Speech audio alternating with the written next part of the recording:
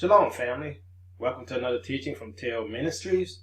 The title of this teaching is Prerequisites for an Exodus, the end of 400 years and the setting up of a powerful kingdom. The signs are right before your eyes every day.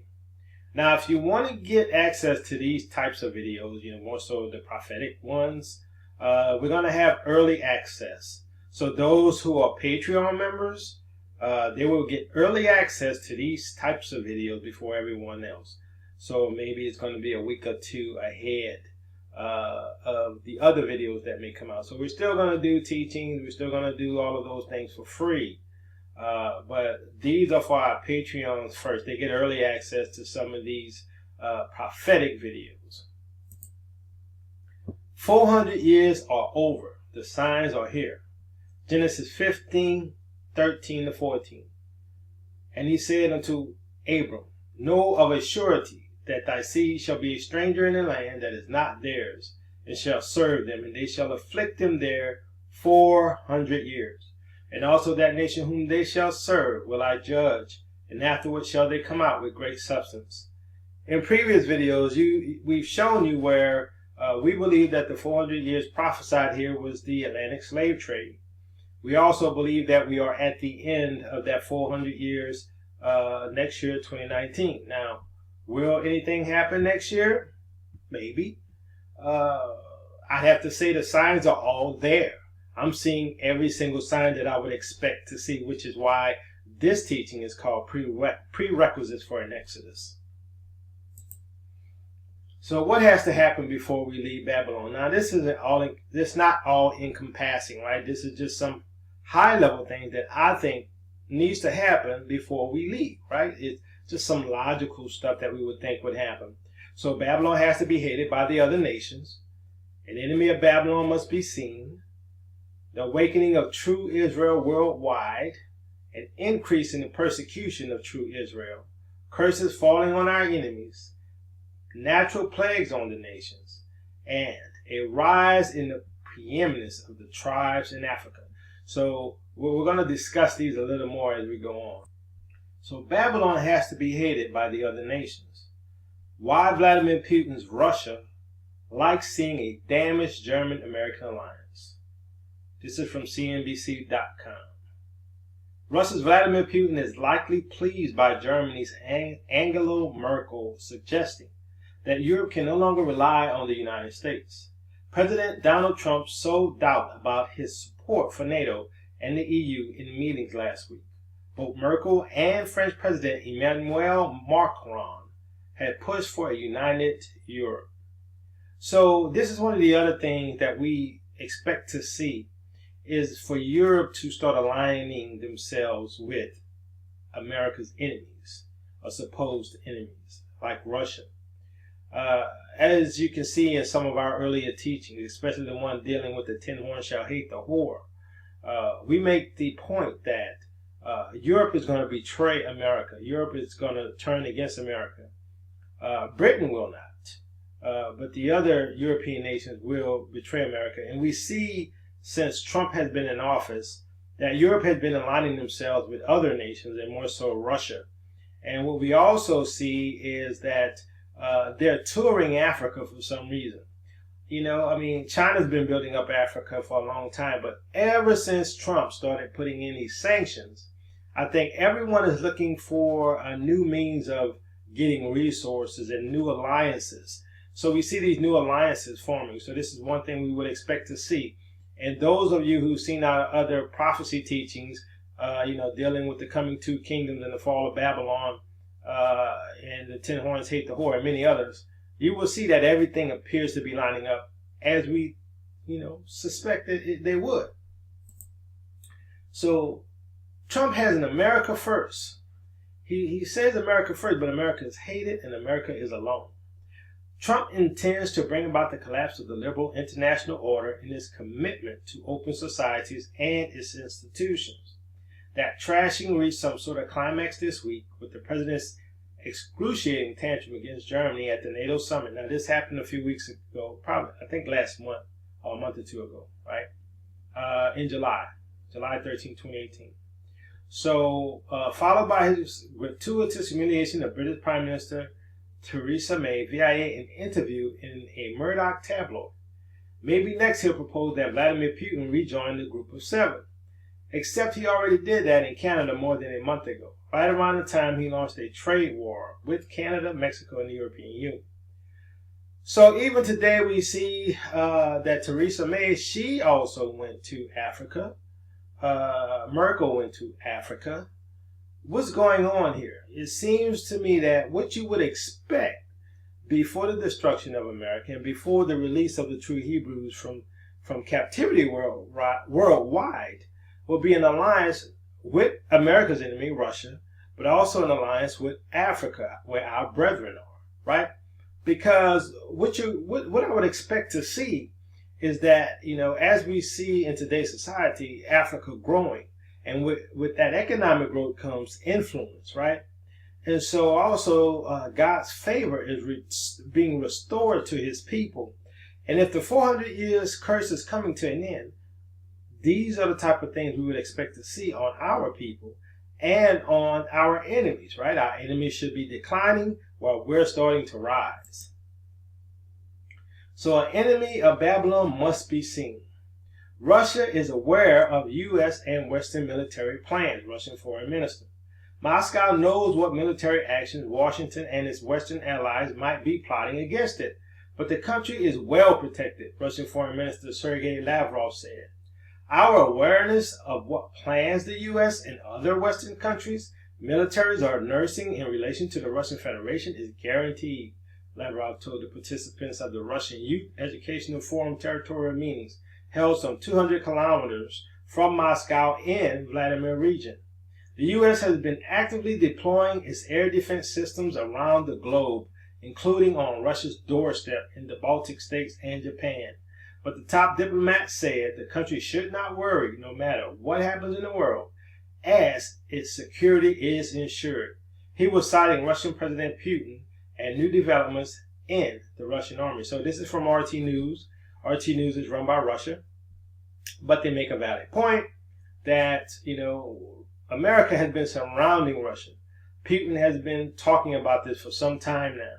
And, this thing has been heating up and heating up, especially when we see what's happening today in Syria. Syria was recently bombed, supposedly by Israel, but we haven't heard anything else about that. So, but it just so happens that Russia and China and other states are having this huge military exercise happening. Really just started yesterday, and I think it's going to last a week. So let's take a look at that right quick.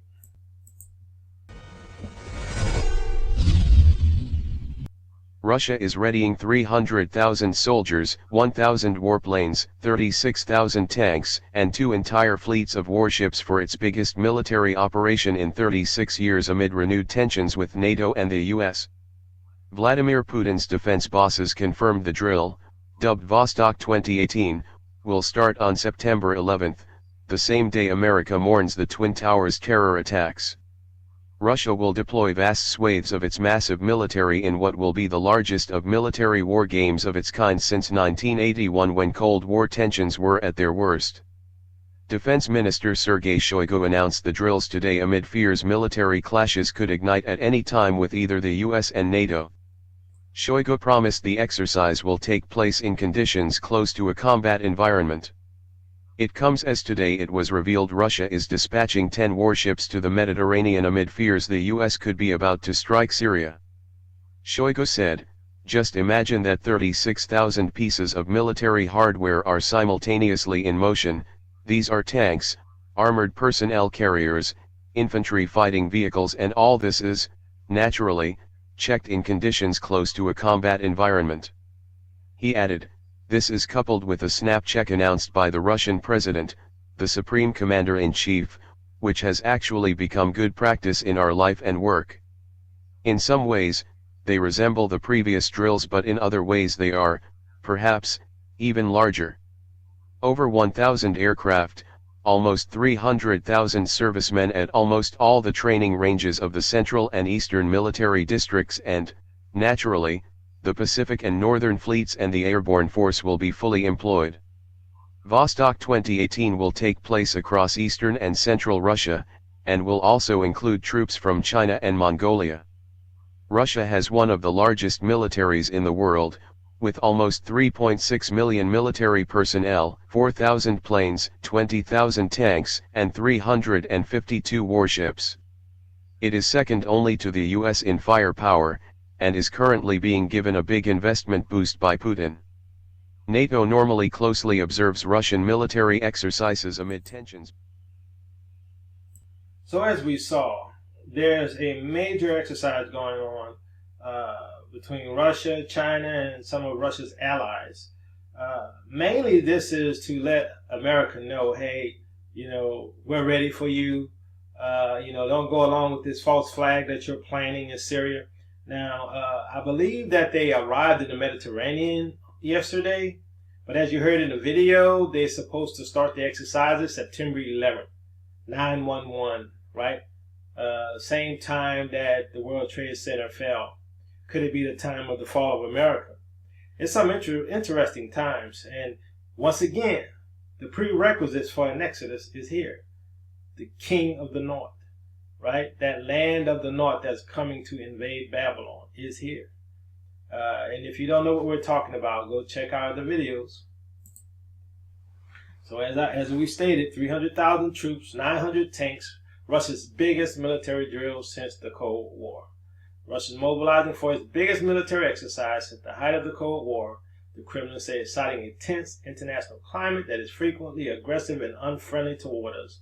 The exercise, which are set to involve nearly 300,000 Russian troops, 1,000 aircraft, and 900 tanks, will also include units from China for the first time. So we saw that in the video.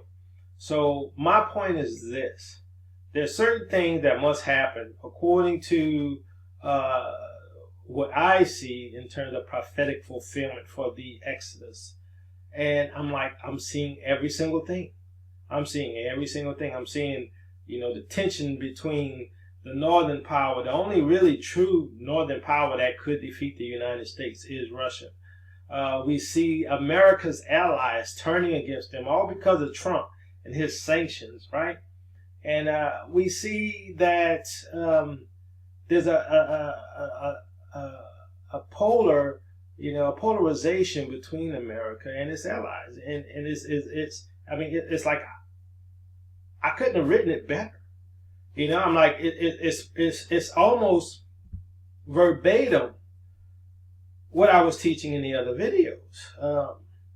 I'm like, well, what am I missing? Because I'm seeing everything. So we're going to continue on. So these are prerequisites for an exodus, and based upon the story told in the Bible and the prophetic scriptures of what should occur before we leave the lands of our captivity. And so I'm talking about the Negroes. I'm talking about the Negroes in America, in Jamaica, in Haiti, the ones in Africa. They're in Africa.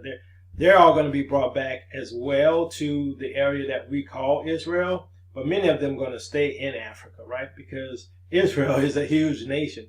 Even with the prophesied territories, you must understand that the territories that our people are in right now in Western Africa and Southern Africa is the territories of Shem, right? So they belong there anyway. And if you don't believe me, go read Jubilees chapter 9. We will see all the territories given to Shem, which makes, for me, it makes a lot of sense of why our people would always run to Africa. It's sort of like running back to grandma's house, right? We're going back to grandmother's house. We're moving from the big city, going back to the country. It's sort of like that, right? So the other thing that we see as a prerequisite to an exodus is the awakening of true Israel worldwide. We see the valley of dry bones are awakening. We've done a teaching on that. We see that the Negro, who descendants of slaves from Africa, are awakening. And so, like we mentioned, and I'm going to mention again, and many Hispanics and Mexicans aren't going to like this, but you're not Israel. Okay, if you're not Negro, if you're not descendant of Negroes, you're not Israel. That's just the bottom line. I mean, come on, let's use some common sense, right? Not only that, we also find that the awakening is global, right? Is Africa's awakening to who they are, which, most of them already always knew who they were, but some of the younger ones didn't. But a lot of them are going back to their traditions, right? Now, the problem that we have both here in America and across the globe is some going into the law. That's the problem. So the Most High is going to work that thing out, right? Because we're going to come into the unity of the faith, and we're all going to understand what the Most High wants us to do. Because I do believe that many who are law keepers, their hearts are to do the will of Father Yah. Now, some of the camps, I have to say, like I said before, I believe some of them are COINTELPRO. I believe some of them work for the Vatican. I don't think that it's a legitimate movement for some of them, right? But I'm talking about the individual people and some of these movements that you may not call camps. They're truly trying to live for the Most High. They just have their doctrine a little skewed, in my opinion. So, as we mentioned, there's an awakening in Africa. The Limba have always known who they are, but the rest of the Bantu nations are awakening as well. I mean, we see Dr. Mumbi, right, in Kenya. She knows who we are, right? Also there's other people all across the globe in the Igbo tribe. They're awakening to who they are. And we all know about over here in the States and in the islands and everywhere. Everyone who's of Negro descent, whose descendants of former slaves, who fit the Deuteronomy 28 curses, are awakening to be true Israel. Not only is the Negro awakening to being true Israel, many white people are waking up to us being Israel. Many Europeans are recognizing who we are. Some are aligning themselves with us. Others are staying quiet because some of them can't handle the truth. Others don't want to basically cause division amongst their own family. But the Lord Jesus, Yahushua, well, he said that I didn't come to bring peace but division. So, which is why, us at Teo and, Dante Forson and us, we preach the uncompromising truth. No biases. We don't care what you look like. We don't care what color you are. It's all about serving the Most High Yah. It's all about serving our people, because the Bible says if you're going to be great in the kingdom, you're going to be servants to others. So we try to rightly divide the word of God, of Father Yah, right? That is our job. Now it's up to you to be like the Bereans to go see whether or not these things be so.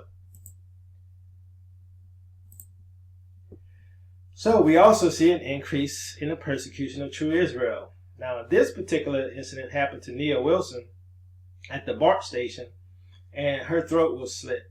Beautiful Hebrew sister, right? I really pray for her family, and I pray that, that Esau be dealt with. You know what I'm saying? I'm tired of them killing our people. I'm tired of us not getting any justice, even though I do know that the Most High says that vengeance is his, he will repay. So, but this is what we'd expect, because in Jeremiah 50, we see that Israel comes to the Most High crying and weeping, saying, which way to Zion? So the question is, why are they crying? Why are they weeping? Not only that, we see in 2nd Ezra 15, we see that Israel is being slaughtered, right? And the Most High says, I cannot allow my people to stay in Egypt anymore. So this is what you're seeing. All of the prophecies coming to pass. The prerequisites to an exodus are here. Now, the other thing that we're seeing, okay, if it is the end of our captivity around the world, if the 400 years are coming to an end, then we should be seeing curses falling on our enemies, right? The beginning of it, right? We should be seeing the shadows of it. Deuteronomy 30 verse 7 says, and the Lord thy God will put all these curses upon thy enemies and on them that hate thee, which persecuted thee. So the Most High says, all of these people that persecuted you, I'm going to put these curses on them. What does that mean, right?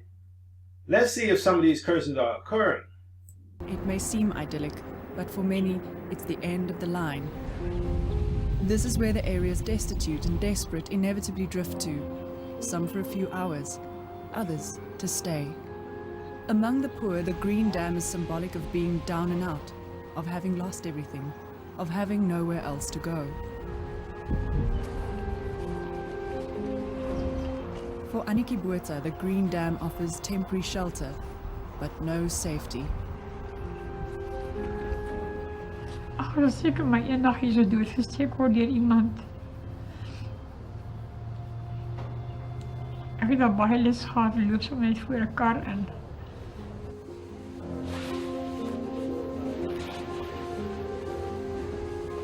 Aniki is 49. She sells Sunday newspapers and survives on a disability grant and handouts. Aniki is a poor white.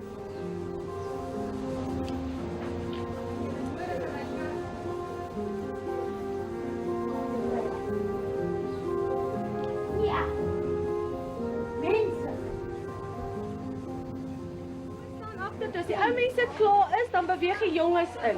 Hier's mansklere, damesklere en kinderklere. En ons wil hê die ou mense moet kry, moenie die ou mense stamp nie. It's Wednesday morning at the Eleos Community Centre in the west of Toronto. It's also known as the Little House of Hope. As dit nie mooi aantrek. Aniki is a regular. For her and many others, the centre is a lifeline. They get a few pieces of clothing and a food parcel, often their only food for the week. Ek kan my vreeslik hard hou. Byvoorbeeld as ons geldjie min is en ons het nie suiker om in die kosbakkie te sit nie of koffie nie. En die mense kom en sê, "Ag Tannie, is daar nie 'n bietjie suiker nie?" Dan kan ek sê, "Man, mense het nie suiker nodig om van te lewe nie. En jy het ook nie koffie nodig om van te lewe nie. Ons moet maar water drink en ons gee vir jou liewerste 'n blikkie pilchards. Maar binne in my kry ek seer vir hulle pad, want as ek dan in die môre by die huis is en ek drink my koppie koffie, skus, ek kry hulle vreeslik jammer as ek by die huis is en ek sien wat kan ek kry en ek moet hier sit en vir hulle sê, nee, ek kan nie vir julle help. Not everyone here is poor. The Eleos Centre looks after the desperately needy in this part of the city, still known to locals as Pretoria West. The neighbourhoods are traditionally white and Afrikaans, but the numbers of poor have shot up. According to estimates, 1 in 4 white South Africans is now regarded as poor. There is white poverty at this stage in South Africa. The problem is you can't say anything about that. If you compare it with the rest of South Africa, the poverty level amongst blacks in South Africa is much higher. So it's very difficult to talk about white poverty in South Africa. Percentage is at this stage of whites that earns less than 1,500 rand a month is 25% of the white community, and less than 1,500 rand a month is regarded then as poor. So as we saw, this was in South Africa, and there's a white minority at this point that is very poor. This wasn't the case, let's say back in the 80s and 70s and things like that, right? Because each one of them had government jobs, but now the government is run by the ANC, and so now priority is towards the black indigenous people, right, who now control South Africa. Our people, right, the true Hebrew Israelites. And so right now we're seeing a reversal. We're seeing these curses start to fall on our enemies. Now, like I said, the Most High says vengeance is his. So I'm not going to step in and get in place of what the Most High said is his. All I can say is, what a man sows, that shall he reap. So we should also start to see natural plagues on the nations. So more than 2.7 million pounds of dead fish removed from Florida beaches so far. Massive fish die-off.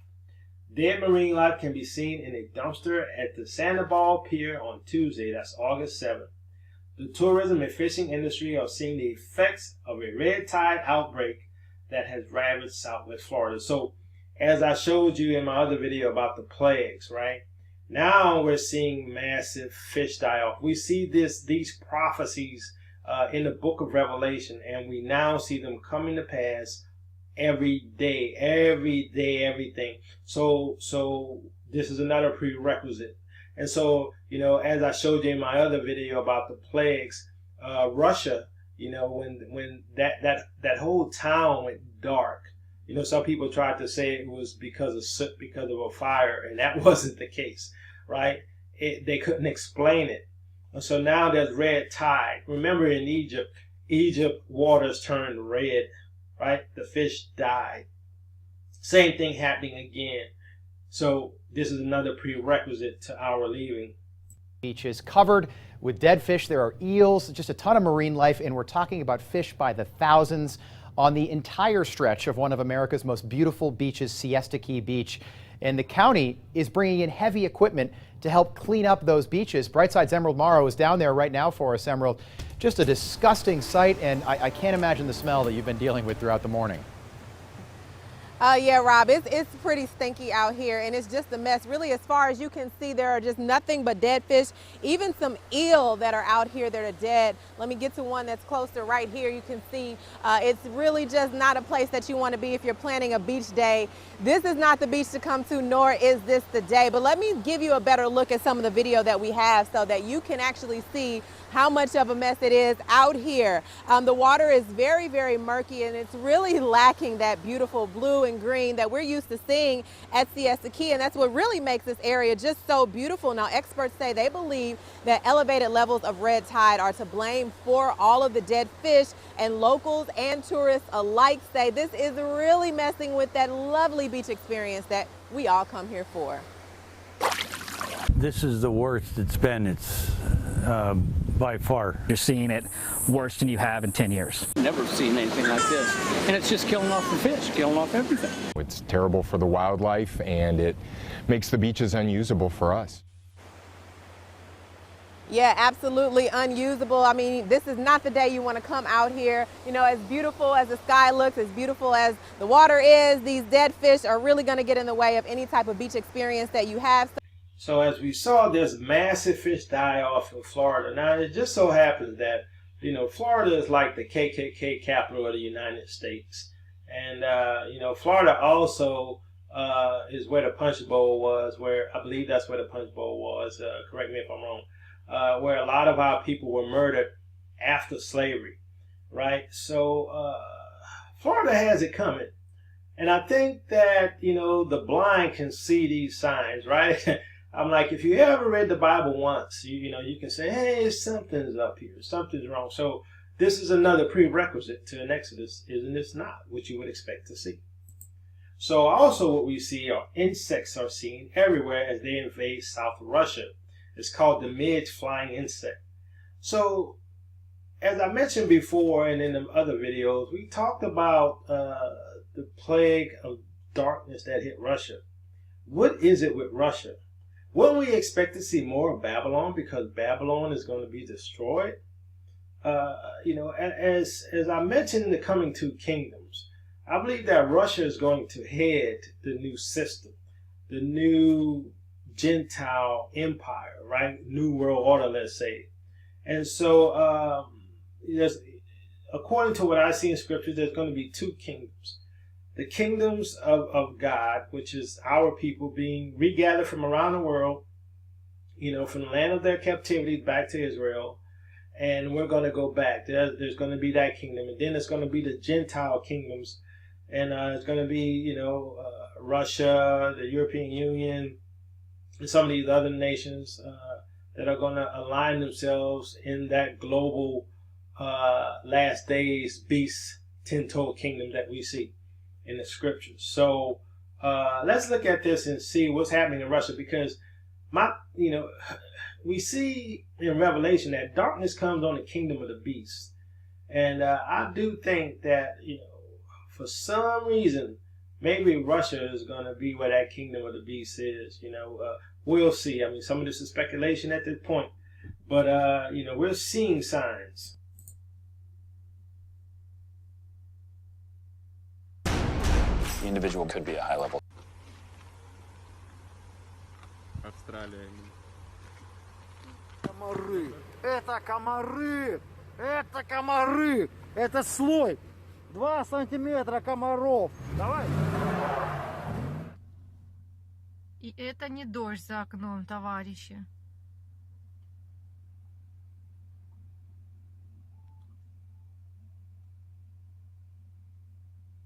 Это Таганрог и его зеленые комары.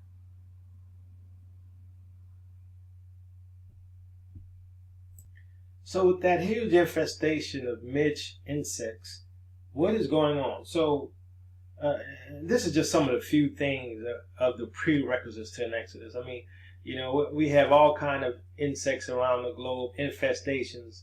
We have the earthquakes. We have the volcanoes. It's just so many things that you would expect to see as a prerequisite to an exodus, right? And we're seeing every single one. So the other thing we would expect to see is a rise in the prominence of the tribes in Africa. Africa is the new China. How to play this promising frontier. This is from investorplace.com. Africa is the most promising investment destination of the next 20 years, and it won't be foreign development aid or Western generosity that makes the continent boom, but rather the doggedness and the ingenuity of its own people. As an investor, you want to be a part of this megatrend by owning shares of some of Africa's world-class companies. So there's a huge move in Africa. I mean, China has been investing. Now other nations want to invest in Africa. Angela Merkel just went there. The Prime Minister of Britain, she just went there. Everyone is going to Africa. Why? Because they know this is the next frontier. Now, think about this. If you're going to be, let's say, divesting somewhat from America, then you need another place with resources and that has access to resources, right? They already know that China's building up Africa. So the other nations, if they want oil and gold and the minerals for cell phones and all these things, right? They have to form this relationship with Africa. Now, granted, some of the British and the French still have troops there, but at some point they know that they're going to be overthrown, right? Especially with an alliance with China, and if Russia and China make a move against the United States in the Middle East, then things can change globally, right? And we already see a realignment of things in the Middle East. And so they're building up this relationship with Africa because Africa is the next prosperous location, the next China. Africa definitely is the new China. For this realization of, you know, becoming the next China, it's all based around infrastructure. So, and I foresee that really starting now. You know, I see with the next 10, 15 years, a huge explosion in infrastructure and in urban development. This is without question. Along that, you're going to see an explosion of wealth. In terms of the luxury business, which I'm very particularly focused on in Africa, we know there's a market for luxury. The issue is the environments have not been created, which I'm very actively in trying to create the right platform for that. You've had a lot of firsts in your career. Age 24, first to stage a show at Paris Fashion Week, first African tailor to open a boutique on Savile Row. What first would you like to be known for when it comes to the African luxury market?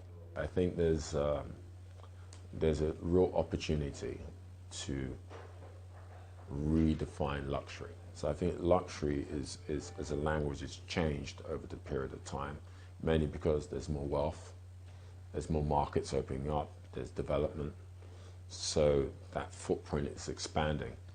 So what does luxury really mean? And I'd like to be able to review to create that new formal language that sits around what luxury is going to be in the future. So we already see the move of Africa rising, right? We see Africa becoming a major player both in global economics, right? And in the future, I'm sure, the next 20 years, they're going to be a major military force as well, because, you know, once you have that kind of wealth, then you want to build up your military to help protect it, right? So now the first shall be last and the last shall be first. Those who have enslaved Israel will become slaves. That's the scriptures. They don't teach you that in European churches. They don't teach you that in the black churches who were had many pastors who went to European seminaries, right? That those who enslaved Israel will be enslaved. Because there is a law, as we've always said, that a man sows, that shall he reap. That is the law. Another law is, if you live by the sword, you shall die by the sword. And now the chickens are coming home to roost. So there's a beginning of a new age. And I'm not talking about the new age of the occult, right? I'm talking about the new age where the black man, right? Where not Ham, not saying that Ham's not going to benefit because he's our brother as well. But what I'm saying is Shem is rising as prophesied, right? Israel is rising as prophesied. 2 Ezra 6:9 says, for Esau is the end of the world, and Jacob is the beginning of it that follow it. So in the scriptures we saw that Jacob had Esau's heel. And in what we call the 66 books, we call that canon, there wasn't an explanation of that. But in 2 Ezra it tells us that the reason that Jacob had Esau's heel is because when Esau's rule is ending, which is denoted or symbolized by the heel, then Jacob is going to take control of that power, right? And that's why Jacob is attached to Esau's heel. So right now, Esau rules the world, but now is coming the time of Jacob or Yaakov. Right now, in the Yiddish, they call him Yaakov, right? But I believe also, like there's a city in Nigeria called Yakoba. I guarantee you that means Jacob as we know it, right? So Deuteronomy 28:13 says, and the Lord shall make thee the head and not the tail, and thou shalt be above only, and thou shalt not be beneath, if thou hearken unto the commandments of the Lord thy God, which I command thee this day to observe and to do them. So that was the promise if we obeyed the Most High Yah. When our ancestors didn't, we got the curses. But we're at the end of our 400 years, and according to the scriptures, we're going to go back to the land. Not only that, the scriptures state that we're going to be more prosperous than King Solomon, more prosperous than our ancestors. We see that happening already. Now, Jacob is global, right? But Judah was the ones who really was dispersed amongst the nations as slaves. And we can see that in the history, right? When they went to the slave coast, where did they go? To the kingdom of Judah in Africa. And I've been doing a lot of research about the towns and nations of Africa. And most of the scriptures that you see happen in Africa and Arabia, what we call Arabia in the Middle East, right? And a lot of that is tied to the continent of Africa. And so over time, other nations took over. But now comes the rise of Israel. So I'm seeing the prerequisites to an exodus. I'm like, is everything lining up as I would expect? I can't think of anything that I'm missing that should be there that's not. So the curses are being lifted after hundreds of years. There's Deuteronomy 30 verse 5. He will bring you to the land that belonged to your ancestors, and you will take possession of it. He will make you more prosperous and numerous than your ancestors. Now this is Rwanda, right? Rwanda is being built up as well. Now a lot of these countries are being built up off of Chinese money. But remember, China was built up off of American and European money. Guess what? China still controls China. Okay? Not only that, the Europeans have to give Hong Kong back to the Chinese. Same thing is going to happen here, right? You got a continent full of black people. You're not going to be able to take all of that over anymore, right? Because the economy is being built up. With wealth comes influence. With influence comes power. With power comes the ability to have a huge military. So what I see coming is an alliance between China and Russia. And some of these, the Chinese and the Russian alliance is going to be part of that Gog-Magog thing, right? But as you see, in the end, they're going to turn against us because we're going to be so prosperous. And it's happening already. This is what you would expect to happen, right? The curse is being lifted on us while the curses are falling on our enemies, right? And so Africa and the Exodus, it is my opinion that Africa is starting to rise now because they will be a part of the reason why the nations will help finance our Exodus. Yes, they will see the power of the Most High, which they should be seeing right now, but they will also fear losing their investments. Africa is the next big thing in the world. Africa has all of the resources that the world needs. The last shall be first, and the first shall be last. So my question to you is, are you ready for the Exodus, right? Is your heart complete in the Most High? are you living for the Most High? Now, I'm not talking about laws, statutes, and commandments, because guess what? Laws, statutes, and commandments, you're failing it. If you're trying to live up to the letter of the law, statutes, and commandments, you're failing it. And so that's why we have grace. And I don't understand why you all don't understand why you need grace. Because without grace, you cannot keep the law. It's impossible to keep the law today. There is no temple. But you all don't listen, and that's on you. But my point is this, okay? Knowing the time that we're living in, it's high time to wake up out of sleep. It is time to share these videos with your family. It is time to tell your families what's happening.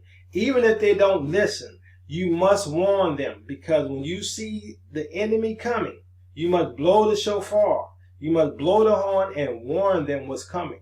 I'm seeing everything lining up as you would expect. I mean, is it just coincidence or what? I don't know. I mean, to me, I don't think it can be. So once again, I don't think it's coincidence. So the king shows his love towards his people by Africa becoming a global power. Even the fake Jews will have to bow. Many of our people will come to the promised land, but many Hebrews will remain in Africa. Just like in our past, our people dwelt in other lands as well as in the promised land. And Revelation 3:9 says, I will make those who are of the synagogue of Satan, who claim to be Jews, though they are not, but are liars. I will make them come and fall down at your feet and acknowledge that I have loved you. So the fake Jews who have the wealth, that's shifting. Okay? The Bible shows that the wealth is now going to Jacob. The power is going to Jacob. Jacob is going to shine, and they're going to see that we are Father Yah's people, that we are the true Hebrew Israelites, right? We see this happening already. Africa is, why would it be at the end of our 400-year captivity, now we see the rise of Africa? Why wouldn't the rise of Africa have happened 20 years ago or 10 years ago? Why is the rise of Africa happening right now when the curses are about to end? Because the curses are being lifted. So Father Yah's people will finally be seen for who they are. Now, the Wisdom of Solomon is such a great scripture that a lot of people don't quote it, but this is what the Gentiles are going to say. Wisdom of Solomon, chapter 5.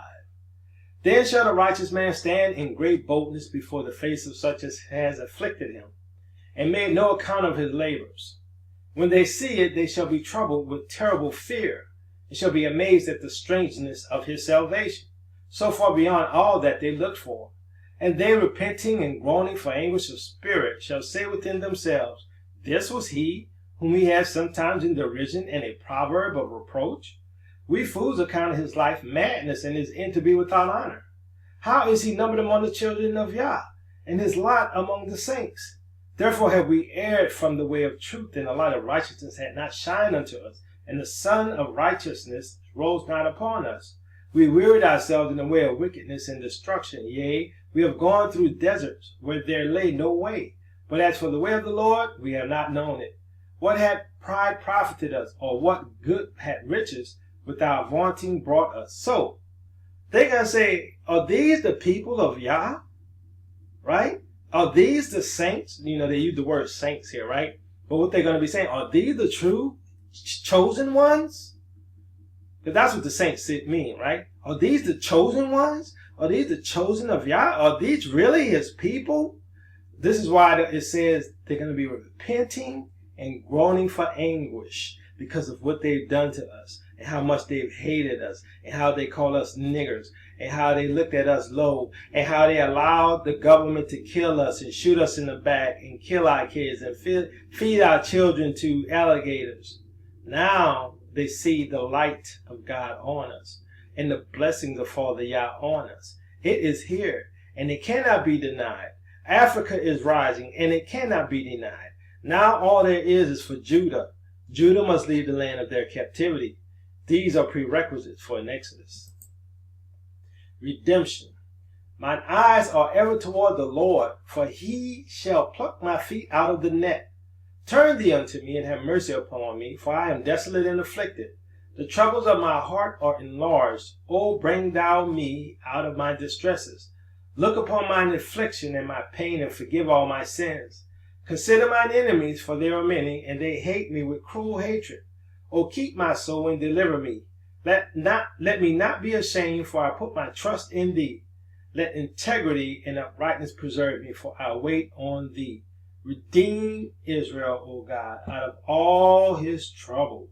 This is from Psalms 25:15. So here, Israel is in a situation where their feet is in a net. And they're asking the Most High to deliver them from that trap, from that snare. And according to Psalms, we're saying, consider my enemies, for they are many, and they hate me with cruel hatred. Does not Esau hate us with cruel hatred? Do they not hate us without a cause? Does the Europeans not hate us without a cause? They brought our people over here on slave ships. They put us in projects. They tried to kill us, but we've never done a thing to them, but yet they hate us, right? So we ask the Most High to deliver us, right? This is the cry that's going out now. That's even happening now. Our people are crying out to the Most High. They're asking for us to pray. They're asking for us to fast for intervention. Why is this happening now? It's a prerequisite for an exodus. Luke 21:28. When these things begin to take place, stand up and lift up your heads, because your redemption is drawing near. Israel is rising. America is falling. Prepare for the exodus, my people. Everything appears to be lining up. Like I said, I can't think of anything missing. Other than this war kicking off with Russia and China, that's about the last thing. Because, I mean, everything I would expect to happen is happening.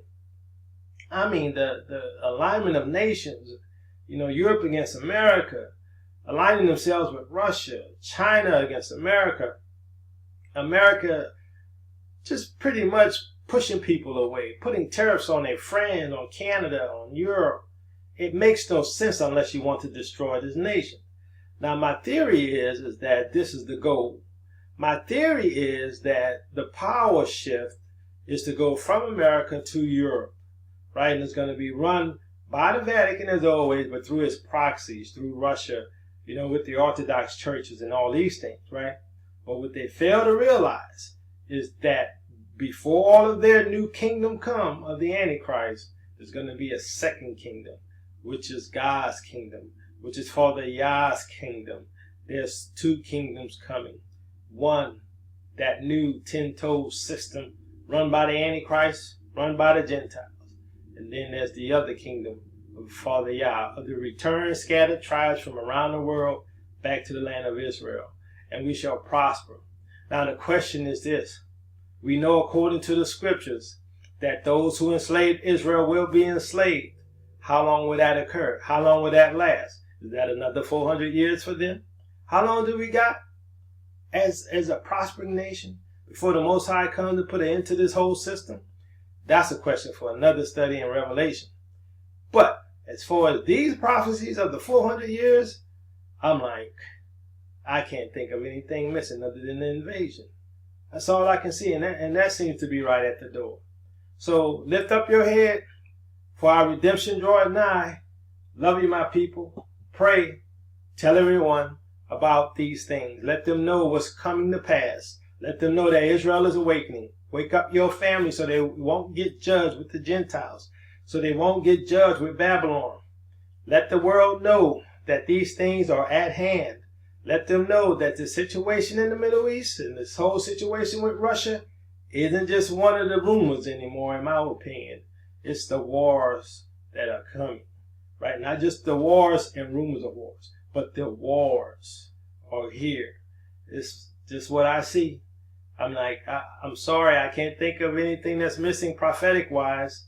And so, as you know, Patreon people, Patreon members, will get early releases of this. So the rest of you all, if you don't mind waiting, you know, we haven't decided, probably going to be like 2 weeks, a week or two. I haven't decided yet, but we're going to have early releases of the prophecies, of the prophetic teachings to the Patreon members first. So if you want to not have to wait to get these teachings and the revelations and the things that we see, join our Patreon club. Love you. Peace out.